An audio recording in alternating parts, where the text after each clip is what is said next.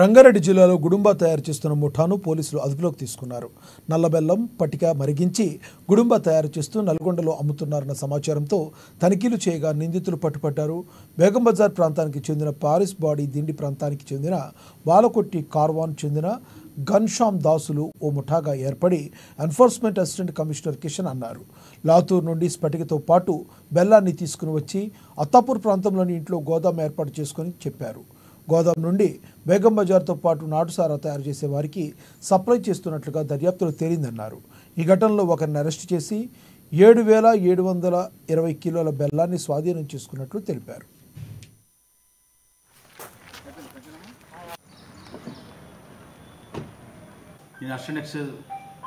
Assistant commissioner Rangareddy enforcement పనిచేస్తున్నాను. నిన్న రాత్రి మా ఎన్ఫోర్స్మెంట్ ఏ టీం గస్తీ తిరుగుతుండగా కేశవన్ నగర్ కాలనీ హైదరాబాద్ అత్తాపూర్లో అనుమానాస్పదంగా ఒక కారు కనబడడం జరిగింది. ఆ కారులో వెతికి చూడగా అందులో 14 బ్యాగులు నల్ల బెల్లం, ఒక ఆలం పట్టికది ఒక బ్యాగు ఉంది. అందులో మళ్ళీ 2 లీటర్ల నాటు సాయి కూడా ఉన్నది. అనుమానాస్పదంగా వచ్చి మళ్ళీ చూడగా పక్కనే గోదాము, ఆ గోదాంలో కూడా 7,740 కిలోల నల్ల బెల్లం కలిగి ఉండడం, 40 కేజీల ఆలం ఇచ్చడం జరిగింది.